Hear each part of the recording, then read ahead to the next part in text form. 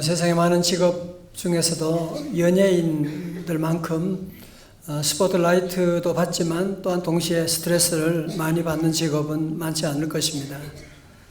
그런데 이들을 모아서 성경 공부를 인도하시던 고 하용조 목사님의 초창기 연예인 교회 시절의 이야기입니다. 지난주에 우리가 함께 보았던 말씀, 부활하신 주님께서 제자들이 두려워서 문 닫고 있는데 거기에 찾아오셔서 말씀하신 그 얘기를 공부하게 되는데 목사님이 물어봤어요. 자, 그러면 부활하신 예수님께 제자들이 나타나셔서 처음 하신 말씀이 뭐예요? 성경 말씀 미리 좀 읽어오라고 그렇게 누누이 당부했지만 바쁜 일정 핑계대고 아무도 읽어보지 않은 거예요. 아무도 대답한 사람이 없으니까 한 사람이 손을 들고 나왔어. 그러면서 손을 휘저으면서 유령처럼 손을 휘저으면서 하는 말이, 얘들아 너희들 눈에 내가 보이냐? 그런 얘기를 했다고 하는 이분이 바로 이제 그 코미디언 구봉서 장로님이셨습니다. 여러분, 우리 성도들은 부활하신 주님께서 제자들 만나서 처음 하신 말씀이 뭔지 알고 계시죠? 너희에게 뭐가요? 평강이 있을지어다. 오늘 부활하신 주님 여러분 모두에게도 평강을 빌고 있습니다. 우리 모두에게 평강이 있을지어다. 자, 제가 지난 주간에 이제 특별히 말씀 보면서 우리 예수님은 장례식에 가서 어떤 설교를 하셨을까, 이제 그런 것들을 보면서 쭉 살펴보는 가운데 참으로 놀라운 것은 예수님은 장례식 가셔서 장례식 설교하신 일이 없으세요, 보니까. 왜냐하면 예수님이 장례식 가면 죽은 자도 살아나게 되어서 초상집이 잔치집으로 바뀌기 때문이었습니다. 예를 들어서 회당장 야이로의 12살 나는 딸이 죽었을 때도 주님 가셔서 뭐라고요? 달리다금 소녀야 내가 네게 명하노니 일어나라. 그래서 소녀가 살아나게 되는 잔치집으로 바뀌게 됐습니다. 사랑하는 나사로가 죽었을 때도 주님이 거기 가셔서 나사로의 무덤 앞에 가셔서 뭐라고 하셨어요? 나사로야 나오너라 말씀하셔서 나사로가 나오게 되고 다시 잔치집으로 바뀌게 된 것이고, 오늘 본문의 말씀 가운데 보면 주님이 장례식에 가시게 되는데 오늘 말씀에 어떤 일이 일어나게 되는지 함께 은혜 받기를 원합니다. 여러분 설교 노트를 보시게 되면 나인이라고 하는 나인성 여기 나오지요. 나인성이 나옵니다. 제일 아래쪽에. 나인성은 지금도 있는 아주 작은 마을인데요, 예수님의 고향 나사렛에서 한 9km 정도 떨어진, 여기서 보니까 한 서능 정도 되는 그런 거리이고요. 나인이라고 하는 말의 뜻은 뭐냐면 사랑스러운, 즐거운 그런 뜻이에요. 그런데 이름은 사랑스러운이지만 그 동네에서 전혀 사랑스럽지 못한 일이 일어나게 되었는데, 그것은 뭐냐면 한 과부의 하나밖에 없는 장성한 아들이 갑자기 세상을 떠나게 된 것입니다. 정말 여러분 스트레스 레벨 가운데 가장 높은 것이 사랑하는 자녀를 보내요. 특별히 동양 사람은 더 심하게 되는데, 아마 이 여인이 얼마나 오해를 하면서 얼마나 통곡하면서 울었겠습니까? 그렇게 믿음직했던 남편도 갑자기 세상을 떠나는데, 그래서 남은 하나밖에 없는 아들을 바라보고 그렇게 함께 그래도 살아왔는데 그 아들마저 세상을 떠나다니 얼마나 가슴 아픈 일이겠습니까? 우리나라는 보통 장례식 하면 3일장을 하게 되는데 이 나라 날씨가 너무 더우니까요, 죽으면 그날 바로 장례를 하게 되거든요. 자, 12절의 말씀 보세요. 성문에 가까이 이르실 때에 사람들이 한 죽은 자를 메고 나오니 이는 한 어머니의 독자요 그의 어머니는 과부라. 그 성에 많은 사람도 그와 함께 나오거늘. 여러분 본문에서 우리에게 말씀하고 있는 게 뭐예요? 한 어머니의 독자요 그의 어머니는 과부라. 여러분 죽으면요 젊은 사람, 아이, 늙은 사람 전혀 상관하지 않아요. 죽음은 가난한 사람, 부자, 권력자 전혀 관계하지 않아요. 죽음이라고 하는 것은 전혀 우리의 허락도 없이 지 마음대로 갑자기 우리에게 쳐들어오게 되는 인류의 가장 무서운 폭군이라고 말할 수 있지 않겠습니까? 이때 장애행렬이 난성을 떠나서 밖에 있는 공동묘지로 향하고 있었는데요. 정말 아들 보내고 그 대성 통곡하는 그 어머니, 그리고 동네의 수많은 사람들이 그 여인의 아픔을 함께 아파하면서 그 장애행렬을 따라가고 있었던 것입니다. 요즘은 연구차로 이렇게 시신을 운구하니까요. 옛날에는 여러분 다 상여를 메고, 나이 드신 분 기억하시죠? 소리꾼이 이제 가면 언제 오나, 저승길이 멀다 해도 대문 밖이 저승이라, 그러면 사람들이 따라하고 막 울고 그러면서 상여를 따라가던 그런 일이 있었는데요. 오늘 이곳에도 마찬가지로 상여를 메고 이제 저 난성 밖으로 공동묘지로 향하고 있었습니다. 여러분, 그런데요, 이 일이 일어나기 전에 이미 오늘 11절의 말씀 가운데서 놀라운 일이 진행되고 있었는데요. 11절 다 같이 한번 봉독합니다. 11절 시작. 그 후에 예수께서 나인이란 성으로 가실새 제자와 많은 무리가 동행하더니. 아멘. 여기서 나오는 그 후에라고 하는 말은 무슨 말이냐면, 자 보세요. 가버나움에서 회당장이 그의 종이 거의 죽게 되었다고 하는 소식을 예수님께 말씀하시고, 예수님은 가시지 않고 그냥 말씀으로 그 종을 살려주신 일이 있었거든요. 여러분 다시 한번 지도를 보십시오. 지도를 보시게 되면 예수님은 지금 어디서 오시느냐 하면 저 가버나움에서 지금 나인성이라고 하는 곳에 여기까지 거의 한 40km, 그러니까 걸어서 가면 거의 하루 정도 되는 길을 우리 주님이 제자들과 함께 이곳으로 향하고 있었다는 거예요. 왜? 누구 만나려고? 이 슬픔을 당한 이 가정, 이 아들이 죽기 전에 이미 예수님의 발걸음은 이미 이 아들을 향하여 나인성으로 향하고 있었다고 하는 사실. 성도 여러분, 슬픔의 행렬이 시작되기 전에 이미 주님은 생명의 행렬이 시작되고 있었다고 하는 사실. 오늘 여러분이 아픔 가운데 있다고 하지만 우리 주님은 벌써 치유의 놀라운 손길을 펼치고 있는 줄로 믿으시기를 축원합니다. 주님의 손길이 이미 벌써 시작되고 있는 거예요. 여러분, 그러니 성 안에서 나오는 사람들을 중심으로 하는 장애 행렬과 그리고 저 가버나움에 시작된 나인성으로 들어가고 있는 예수님과 함께하는 생명의 행렬이 서로 마주치지 않았겠습니까? 자, 우리 예수님은 이 장례식을 어떻게 하시느냐? 오늘 변화의 핵심 두 가지만 살펴보도록 하겠습니다. 첫 번째로 주님의 무엇일까요? 사랑입니다. 13절, 주께서 과부를 보시고 불쌍히 여기사 울지 말라 하시고. 자, 우리 번역에는 불쌍히 여기사라고 되어 있는데 NIV 성경을 제가 보니까요 이렇게 번역이 되어 있더라고요. 거기는 When the Lord saw her, 주님이 보셨을 때 His heart went out to her. 예수님의 마음이 그 여인의 마음 속으로 들어가셨다고 말씀하는, 이건 그냥 불쌍한 마음을 가졌다고 하는 감정적인 문제가 아니라 우리 주님은 그 여인의 아픔 속으로 들어가셨다고 하는.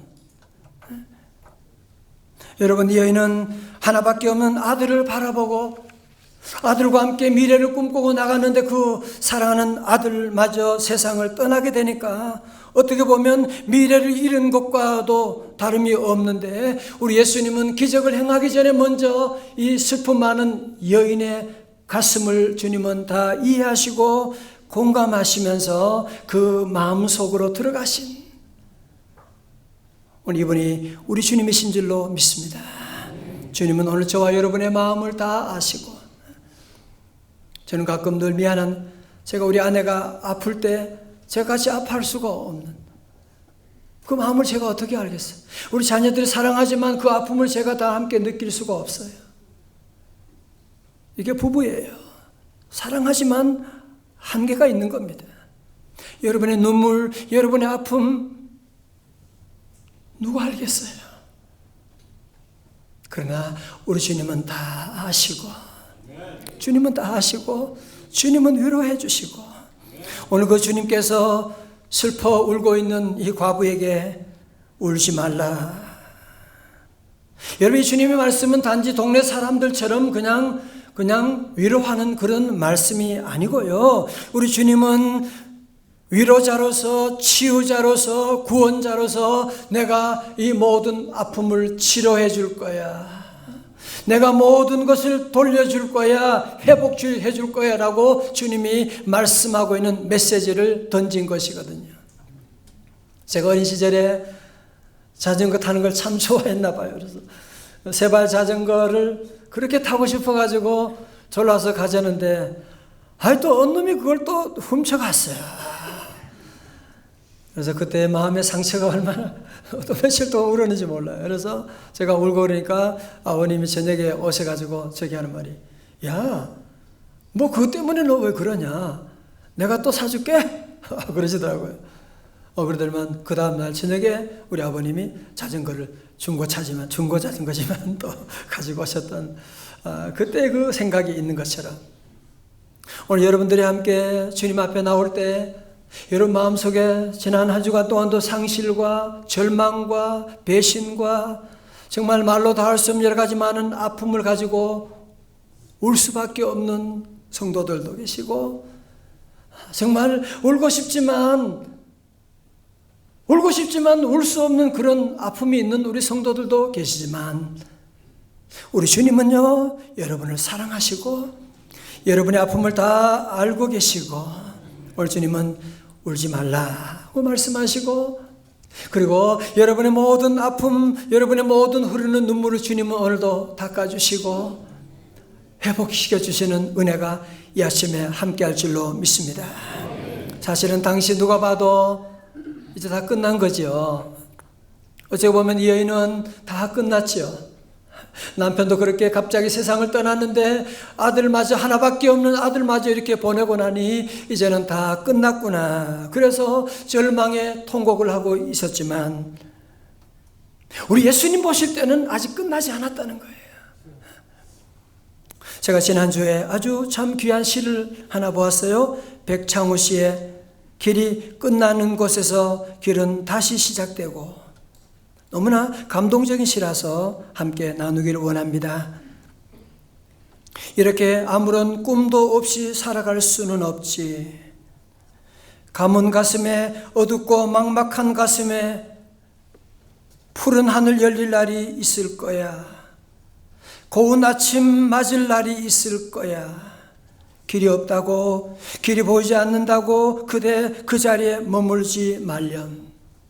길이 끝나는 곳에 길은 다시 시작되고, 이 구절이 너무너무 감동이었어요. 길이 끝나는 곳에 길은 다시 시작되고, 그 길 위로 희망의 별로 오를 테니, 길은 끝나지 않았어. 끝이라고 생각될 때 그때가 바로 다시 시작해야 할 때인걸. 성도 여러분, 오늘도 세상 사람들은 그렇게 끝났다고 말할지 모릅니다. 저도 그런 날 많이 경험했어요. 저 집은 끝났다고. 그런 얘기 많이 들었어요. 세상 사람들은 그렇게 말할지 모르지만, 또 어떻게 보면 제가 봐도 끝난 것 같아. 제가 봐도, 다른 사람 얘기가 아니라 내가 봐도 다 우리 가정 끝난 것 같고, 우리 아이들 끝난 것 같고, 그럴 때가 있을지 모르지만 그렇지 않습니다. 길이 끝난 곳에 길이 새롭게 시작되는 줄로 믿습니다. 왜? 우리 주님이 오시게 되면, 우리 부활의 주님이 오시게 되면 그분은 새로운 길을 만드시는 분이에요. 두 번째로 변화 핵심은 무엇이냐면 주님의 뭘까요? 말씀입니다. 말씀. 14절에 가까이 가서 우리 예수님께서 가까이 가서 그 관에 손을 대시니 맨 자들이 서는지라 청년아 내가 네게 말하노니 일어나라 하시매. 여러분 유대인 정결법에 따르면 죽은 시체나 관에 손을 대면 부정한 것이 되거든요. 그러나 우리 예수님은 율법을 완성하신 분이시기 때문에 관에 손을 대시는, 다시 말해서 생명의 손으로 죽음의 세력을 터치하게 된 것입니다. 컴퓨터를 디자인하신 분이 컴퓨터를 고치는 것이야 식은 죽 먹기처럼 우리 인생을 만드신 주님께서 손을 대신 생명의 손을 대셔서 생명의 손길로 고치기 시작하게 된 것입니다. 여러분, 그런데 유대인 장례 습관을 보게 되면 우리나라처럼 시신을 관 속에 집어넣는 것이 아니라 관 위에다가 시신을 볼 수 있도록 하는데, 그것은 향품으로 넣고 송진에 담가둔 긴 세마포로 이제 덮어놓은 그렇게 시신을 두었대요. 그러니까 예수님께서 관에 손을 대셨다라고 하니까 가던 상여 행렬이 갑자기 서게 될 수밖에 없잖아요. 다들 깜짝 놀랐겠죠. 이 얼마나 신뢰되는 일입니까? 이 사람이 뭐 하는 짓이야? 그렇게 볼 때 우리 주님은 큰 소리로 말씀하십니다. 청년아 내가 네게 말하노니 일어나라. 다 같이 아멘. 우리 주님께서 말씀하시는 거예요. 여러분, 주님은 야이로의 딸이 죽었을 때도, 나사로가 죽었을 때도 주님은 다른 놀라운 이적으로 고친 것이 아니고 말씀하시는, 그러니까 우리 주님이 말씀하시게 되니까 15절의 말씀 보세요. 죽었던 자가 일어나 앉고 말도 하거늘 예수께서 그를 어머니에게 주시니. 무슨 말씀이에요? 살아나게 됐다는, 생기가 돌아왔다고 하는 것이지요. 그 아들을 어머니에게 주셨다, 선물로 주셨다라고 하는. 여러분, 이 어머니가 얼마나 기뻤을까요? 그죠? 죽었던 아들이 살아나게 되는, 너무너무 기쁘고 거기 있던 모든 사람들이 하나님을 두려워하고 하나님께 영광을 돌리게 되었더라 말씀하고 있습니다. 사랑하는 성도를 보십시오. 성도 여러분, 이 죽은 청년이 어떻게 살아나게 되었나요? 오늘도 우리 주변에 보면 살아있지만 죽어가는 청년들, 살아있지만 죽어가는 심령들과 가정들이, 기업들이 지금 얼마나 많이 있는데 어떻게 하면 저들을 살릴 수가 있을 것인가? 그것은 교육으로 되는 것이 아닙니다. 그것은 윤리도덕으로 되는 것이 아닙니다. 그것은 걱정한다고 되는 것이 아닙니다. 그것은 잔소리한다고 되는 것이 아닙니다. 무엇으로 됩니까? 생명의 말씀이 들어가게 되면 생명의 역사가 일어나는 줄로 믿습니다. 여러분, 특별히 요한복음 5장 25절의 말씀 보실까요? 다 같이요. 오늘 요절 말씀이에요. 시작. 진실로 진실로 너희에게 이르노니 죽은 자들이 하나님의 아들의 음성을 들을 때가 오나니 곧 이때라. 듣는 자는 살아나리라. 아멘. 다 같이 아멘. 오늘 여러분 가운데 절망과 좌절의 고비를 지나는 분이 계십니까? 혹시 여러분 자녀 때문에 눈물 흘리고 우리 자녀를 어떻게 다시 살릴 수가 있을까, 일어나게 할 수 있을까 여러분 기도하는 분이 계십니까? 잔소리로 되지 않습니다. 저도 많이 해봤습니다. 좋은 생각으로 되지 않습니다. 좋은 언어로 되지 않습니다. 너 공부 좀 잘했으면 좋겠다, 그런 말 도리어 자녀들에게 큰 스트레스를 주게 될 것입니다. 어떻게 해야 됩니까? 어떻게 해야 됩니까? 살리는 비결은 생명의 말씀이 선포돼요. 생명의 말씀이 들어가야만 하는 것이거든요. 여러분, 저를 잘 보세요. 오늘 요즘 우리 아이들이, 왜 청년들이 이렇게 힘이 없이 좌절하고 쉽게 넘어지고 왜 그런지 아세요?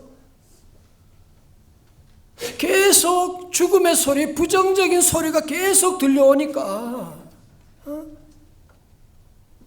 여러분, 아이들이, 손주들이 게임기 하는 거, 뭐 하는 거 보셨어요? 무슨 게임 하는지 보셨냐고요? 게임의 대부분이 죽이고 총 쏘고 하는 이런 일들을, 그걸 재밌다고 흥분해서 하고 있으니까 아이들의 세포 가운데 죽음의 영이 막 그냥 들어가서 자리를 잡게 되는 거예요. 오늘도 마귀 사탄은 너 죽여라, 부셔라, 살아서 뭐하냐? 많은 사람들이 거기에 반응하게 되고, 옛 어른들이 말한 말이 있잖아요. 말이 씨가 되는 거예요. 자꾸 부정적인 얘기가 자꾸 들려요. 자꾸 음란한 소리가 자꾸 들려요. 자꾸 쓸데없는 싸웠다는 뉴스가 계속 들려와요. 그러면 많은 사람들이 결국은 그 말들이 우리 심령을 다 파괴하게 되고 좌절하게 되고 음란에 빠지게 되고 부모에게 막 대들게 하고. 그래서 성도 여러분, 우리 자녀를, 우리 가정을 살리는 비결이 무엇이냐? 생명의 말씀을 주입해야만 합니다. 하나님의 말씀을 집어넣어 주어야 돼요. 부모가 잔소리 100년 한다고 자녀 바뀌지 않습니다. 아무리 여러분이 좋은 얘기 한다고 좋은 얘기 듣지 않습니다. 도리어 그런 바른 얘기 때문에 화를 내게 됩니다.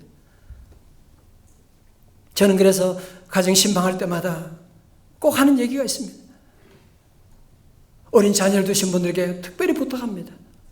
가정 예배 드리세요. 가정 예배 드리세요. 특별히 어릴 때, 초등학교 다닐 때까지 가정 예배 드리세요.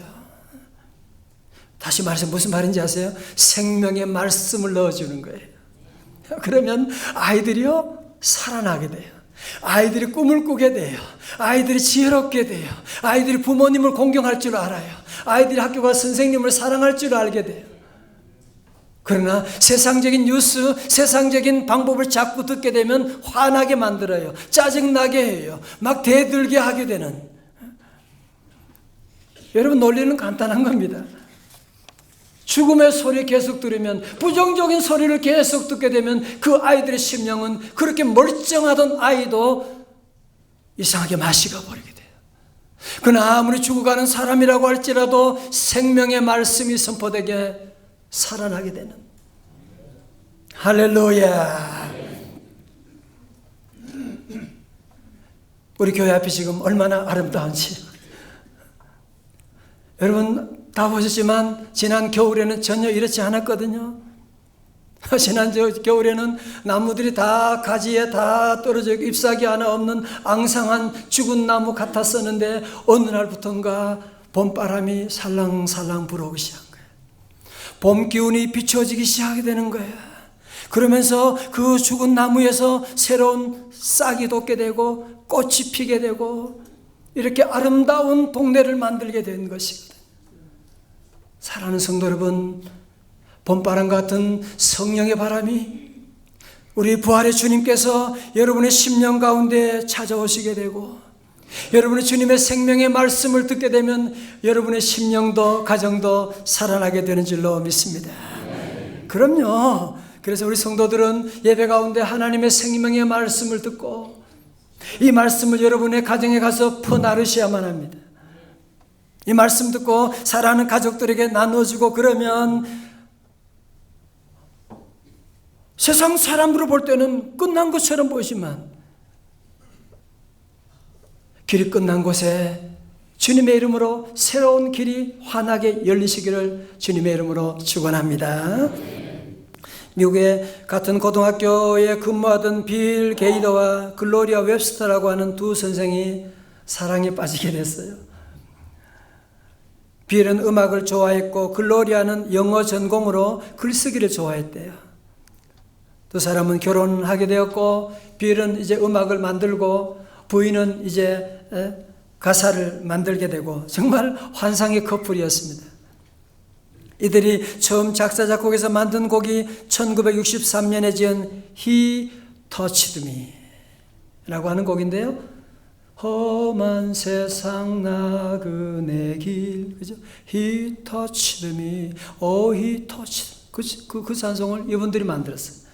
그리고 이 찬송을 통해서 1963년에 이 곡을 통해서 1972년에는 그래미상도 받게 되고 이들 부부가 많은 찬송곡을 또 많은 노래를 만들게 됐어요. 그런데 이들에게 위기가 찾아오게 되었습니다. 이 남편이 단내구증이라고 하는 병에 걸렸는데 완전히 삶의 의욕을 잃어버리게 되는, 이런 병도 있나 봐요. 완전히 삶의 의욕을 잃어버리고 완전히 우울증에 빠져 있게 되고, 아내 글로리아는 셋째 아이를 임신한 몸으로 병든 남편을 돌보아야만 했고, 엎친 데 덮친 격으로 그 부부에 대한 각종 나쁜 소문이 돌게 되고 너무 가슴이 무겁고, 그런데 이제 산딸은 차오르게 되고 이 아이를 생각하니까 이 아이가 앞으로 태어나면 이 아빠도 병든 아빠가 있고 재정적으로도 어렵고 이런 나쁜 소문들도 있게 되고 이런 환난 가운데 이런 절망의 먹구름이 덮여 있는데 우리 가정은 어떻게 살아갈 수가 있을까? 길이 끝난 곳에 뭐요? 길은 시작되는 것입니다. 그 절망 가운데 이들 부부가 하나님 앞에 나와 새벽에 주님께 기도합니다. 주여, 우리 가정을 살려 주옵소서. 주님께 기도하며 나가는데 하나님이 그때 저들에게 귀한 찬송을 만들어 주셨어요. 그때 이들이 만든 곡이 뭐냐? Because He lives. 그것이 바로 우리가 살아계신 주 하는 그것인데요, 원래 영어 가사로는 그렇게 되는 거예요. 주님이 살아계시기 때문에 Because He lives, I can face tomorrow. 나는 이제 미래를 볼 수 있게 되었습니다. I can see tomorrow. 나는 미래를 볼 수가 있게 되었습니다. 그래서 만든 찬송이 바로 살아계신 주, 부활절이 되면 전 세계가 가장 많이 부르는 찬송이 바로 이들 가정에서 이런 위기 가운데 탄생하게 된 것입니다. 사랑하는 성도 여러분, 세상의 많은 종교는 다 죽은 신을 믿고 있잖아요. 그래서 모두가 절망과 좌절 가운데 무덤 문화 속에 살아가고 있는 거예요. 그러나 우리 기독교는 아닙니다. 우리가 믿는 주님은 무덤 문을 여시고 살아나셨습니다. 그분은 우리의 주님이 되시고 오늘도 우리와 함께하여 주시기 때문에 우리 성도들은 그냥 교회만 다니는 것이 아닙니다. 여기 부활, 예수님 부활 모르는 사람 누가 있겠어요? 아니, 그것만 가지고는 안 돼요. 여러분, 자동차가 있다? 그것만 가지고 안 돼요. 운전해야지 무슨 자동차 힘이 나타나는 것이지. 사랑하는 성도 여러분, 이 부활 신앙을 새롭게 가지고 부활 믿음으로 고백하며 살아가 보십시오. 여러분 가운데도 길이 끊어졌지만 주님의 새로운 길을 만들어 주실 줄로 믿습니다. 우리 주님은 살아계신 주님이십니다. 여러분, 오늘 여러분 가운데도 무기력하게 쓰러져 있는 청년들 있습니까? 주님 말씀합니다. 청년아, 일어날지어다. 우리 장년들도 일어날지어다. 우리 나이 드신 분도 다 주님의 말씀 듣고 자꾸 늙었다 생각하고 그러면 그 생각이 여러분 늙게 하는 겁니다. 늙기는 뭐가 늙어요? 주님이 나와 함께 하시는데, 주님이 나를 도와주시는데 절대로 그런 부정적인 말, 안 된다, 못한다, 끝났다, 그런 말은 절대로 하면 안 돼. 자녀들에게도 그런 말을 여러분이 주면 자녀들이 점점 그래, 나는 못해, 나는 안 되는 놈이야 라고 점점 자녀들이 죽어가게 되는 겁니다. 여러분, 사랑하는 남편에게 계속 생명의 말을 쏟아주십시오. 주님이 함께 하십니다. 여보, 당신은 잘할 것입니다. 우리 가정은 잘 될 거야. 아내에게도 여러분이 계속 생명의 말을 전해주세요. 여보, 사랑합니다. 왜 이렇게 이뻐? 주님이 도와주시고 너무 음식도 맛있고 감사. 늘 생명의 말을 선포하고 나가고. 그래서 우리 모든 명생 가족들이 다시 한번 다 주님의 말씀으로 일어나서 죽음의 자리에서 생명의 자리로, 절망에서 소망으로 나아가고, 이제 모두 죽음의 문화를 여러분이 다 이겨서 새로운 생명으로 부활 대행진에 참여해 나가는 우리 부활의 증인들이 다 되시기를 주님의 이름으로 축원합니다. 축원합니다. 우리 다 함께 일어나셔서 우리 다 함께 살아계신 주 함께 찬양하고, 여러분, 내일은 그냥 보이는 게 아니에요. 부활의 안경을 써야 돼요. Because He lives. 주님이 살아계시기 때문에 I can face tomorrow. 주님은 내일을 우리가 볼 수 있다는 것입니다. 주 하나님, 주 하나님, 독생자 예수 날 위하여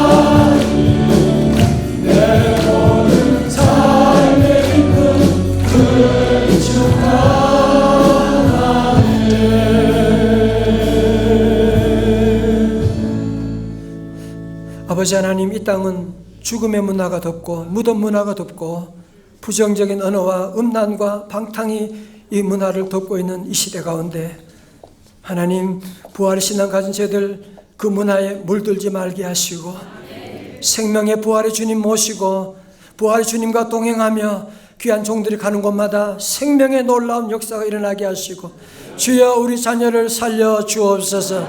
주여 우리 회사를 살려 주옵시고 주여 우리 대한민국을 살려 주옵소서. 예수님 이름으로 기도드리옵나이다. 아멘.